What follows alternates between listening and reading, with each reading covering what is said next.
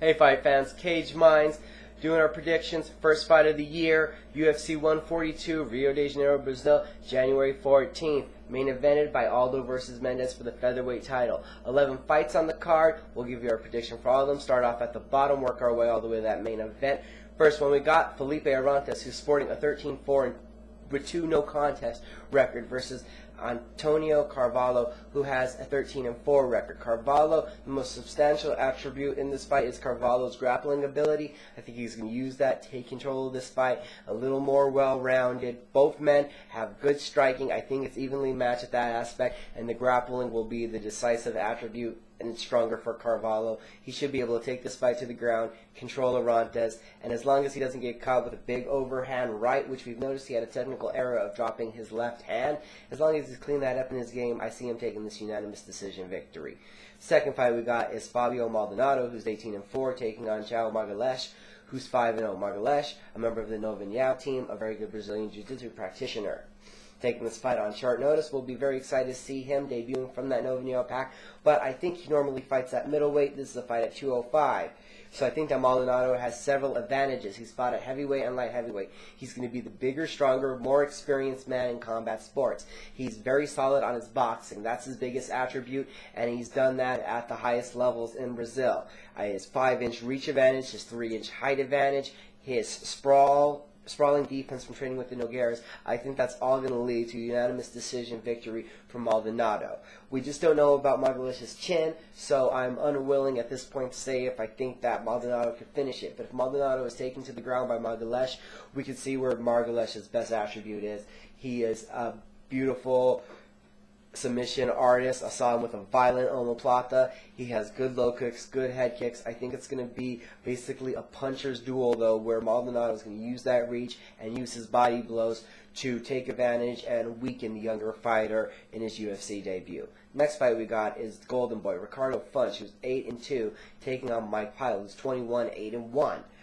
Funch is another last-minute replacement. Most of these guys had about 4 weeks' notice to get ready for these fights. Pyle probably is lacking somewhat in the stand-up game, so if Funch was able to end this one fast, he could catch him off guard. But Pyle, knowing him, seeing him throughout his career, we're going to say coming back off that loss from Rory McDonald's been away for a while. He sharpened up his game. I think he's really going to be able to attack with the takedowns. Funch was unsuccessful in his prior UFC outings against Claude Patrick and against Johnny Hendricks. I think that we're going to see more wrestling dominated control from Pyle taking this fight, also in the unanimous decision. We could always see a submission, though. If Pyle loses, it's because he got caught. Pyle can win this with the decision or with the submission. I think I'm liking seeing another decision. Don't know if some of these fights will be ultra exciting. Hoping there'll be more finishes than I'm predicting. Our next prelim is Yuri Alcantara, who's 25-3, taking on Michihiro Omagawa, who's 13-10-1. Omagawa is coming off of a victory at UFC 138 against Jason Shotgun Young. He was able to win that fight using his judo, his takedowns, and his grappling ability. He's basically been one-dimensional in that aspect, not the crispest, cleanest striking, enough to keep him from being completely blown out of the water, but I haven't loved anything he's done. His opponent, Yuri Alcantara, is dominant. With the 25 victories he has, 12 of them have came from submission victories and 10 knockouts. So 22 finishes. I could see this fight going to unanimous decision just because Omagawa is so hard to finish. Very good chin, very good aggression, very good at using his grappling to try to survive when he's put in a bad situation. Alcantara is a fine grappler himself who is able to dominate Felipe Arantes in his debut. I see Alcantara as the stronger fighter, the bigger fighter, the rangier fighter with the better stand-up and just as good grappling techniques as Omagawa. Definitely got this one as a unanimous decision if Alcantara is not able to finish it with the strikes or sink in a submission. I'd like to say that I could see the finish, but more than likely Omagawa will be able to survive and stretch this one out all the way to the decision. Now, a big boy fight, we're to the heavyweights. Gabriel and Paulo Gonzaga, who's 12-6, gets to make a return to the UFC on late notice to take on Ednaldo Oliveira, who's 13-0-1, and is a training partner of Cigano Junior dos Santos, our UFC heavyweight champion. Nepal, Gonzaga makes a successful return to the UFC using leg kicks and chopping down the tree of the taller fighter. He has to get in and get out and not get hit with shots.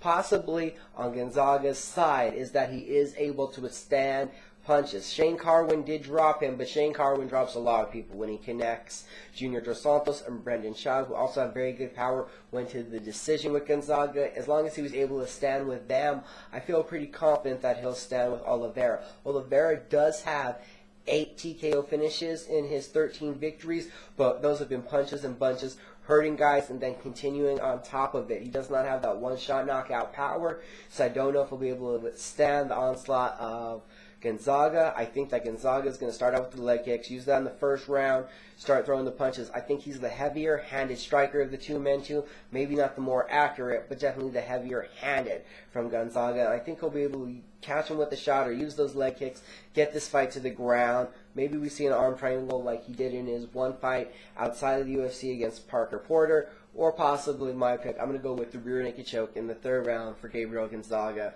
Very close fight if this stays standing, because Oliveira does have a 3 to 4 inch height and reach advantage coming into this fight. It's just his lack of power that I don't know if he'll be able to handle. Also, the big moment in Brazil against the more accomplished veteran. Next fight we're going to go to Tiago Tavares versus Sam Hands of Stone Stout. Tavares is 20-4 with 1 draw. Stout is 18-6 with 1 draw. Tiago Tavares definitely has a grappling advantage. He has the crowd advantage being in Brazil. He's coming off of a win. Stout himself is also coming out of a win and has, I'd say, a pure boxing advantage in this fight and also the one-shot knockout power. Sam Stout wins this fight if he's able to use his sprawl and brawl, negate the takedowns, throw heavier hands, land them on, and finish this fight with strikes. If Tavares is able to land leg kicks, possibly get inside, take this fight to the ground, he can ground and pound it out or get the submission. I'm looking for a more ground and pound based attack because, as we know, that Stout has lacked in the submission defense before. As a fighter, it would be my first thing I'd be working on if I was him, so I'm looking to see an improved defense there. So Stout's looking to keep it standing, Tavares looking to get it to the ground. Tavares is the stronger, more athletic of the two fighters, I believe, and I think he gets this to the ground. Another boring pick from me with the unanimous decision, hoping that Tavares is able to stop it with the ground and pound or a submission. More likely to be a submission because Stout has a really good chin himself. Not saying that this is a walkover. Stout can win this with one big shot like he did against Eve Edwards, but I'm taking Tiago Tavares. Next fight, Edson Barbosa, who's 9-0, versus Terry Edom, who's 15-3. I see this going as a stand-up war. Terry Edom definitely has a grappling advantage when it gets down to the ground as far as submissions would be. Edom has won a lot by submissions from being takedown and then implementing his game. I think that Barbosa's not going to let that happen. I think he's going to remain standing, and I would not be surprised to see this fight end in the third round from a TKO from Edson Barbosa. I think his knees are going to be able to stop any takedown attempts that Edom may try. Barbosa has the reach advantage. He knows how to use that, and he's definitely the more technical of the two strikers with his Muay Thai background. So I look for a second-round finish from Edson Barbosa. Next, this is more of our main card picks now. That last one was, and then these next 4. Erick Silva, who's 13-1, will take on short notice Carlo Prater, who is 29-10-1. Erick Silva wins this fight because he's rangier, he has the more powerful striking capability, and I don't really see this fight going to the ground as Prater himself does not have the best takedowns in the world. Erick Silva will keep this fight standing. Carlo Prater wins this fight if he's able to use his movement, out-punch, and stay away from a big knockout. I'm looking for Erick Silva to come out here, and within the third round, I think we're going to see another TKO stoppage from the young man. If it doesn't go there, I see a 29-28 unanimous decision. Prater can win the first round. That's his best bet to try to use his movement, stay out of the way of a big shot. But I think Erick Silva is going to continue his meteoric rise within the UFC. Next fight we have Kusama Pajares, who is 22-3, will take on the Master of Disaster, Mike Nascenzio, who's 13-5. Nascenzio has a slight reach advantage and a height advantage, is the bigger fighter here, but I don't think he's the stronger fighter here. Pajares, very emotional. We saw the kind of destruction he left at 134 against Dan Miller, also being in Rio. He's the leg lock master. I just think he's going to be too aggressive, too strong, and we've seen leaps and bounds in the improvement of the striking game. It's that powerful physique that he has, landing big, devastating shots. I don't think that Nascenzio is going to be able to warn this off, and I really want to go with the gut instinct here and say that a big shot from Pyle will get this to the ground, and that he's going to win via an armbar in the second round. We're going to go with an armbar in the second round for Rousimar Pyle, thinking that Mesenzio is going to get caught when they get on the inside, as Mesenzio is the fighter that likes to work the inside, not really keep his reach. He needs to keep his reach to be successful in this fight, and I think Pyle will be able to get inside being a little bit faster and just stronger. We go to the co-main event now, where we have Vitor Belfort, who's 20-9, taking on Anthony Rumble Johnson, who's 10-3. The Phenom Belfort at home, Rio de Janeiro, Brazil. We know he's going to be tough coach for the season upcoming in Brazil. This is a big moment for him. Sometimes Belfort has not been at his best at the big moments. Rumble Johnson's the bigger fighter, the stronger fighter, the younger fighter, the more athletic fighter. So all of this to me leads up to, I hope that he'll be able to stay out of the way of the quick hands of Belfort. Belfort wins this fight with quick hands and knocking out Johnson. It remains to be seen what kind of game plan Rumble Johnson will come in with. Last time we saw him against a dangerous striker like Dan Hardy, he was unwilling to really exchange, and I think that we're going to see the same kind of grappling contest, using clinch and then getting some big takedowns, ground and pound. A unanimous decision victory is my safest bet, and the way I'm feeling that Anthony Rumble Johnson is going to attack this fight, staying out of the danger of the brutal onslaught and the fast hands of Vitor Belfort. Rumble keeps us on the outside, attacks with his takedowns, wins a unanimous decision.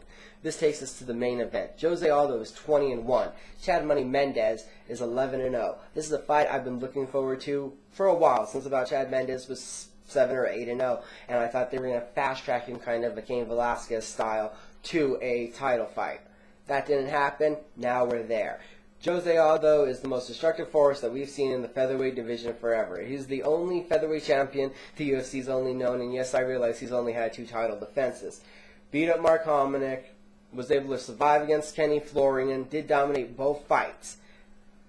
What do we look forward from Aldo? I'm looking forward to hopefully seeing a guy that uses his leg kicks, is able to use his sprawl and brawl. He's been putting on the weight, putting on the muscle, awaiting this contest, I think, because he knew that Mendes' game is being the stronger, more athletic wrestler using his ground and pound.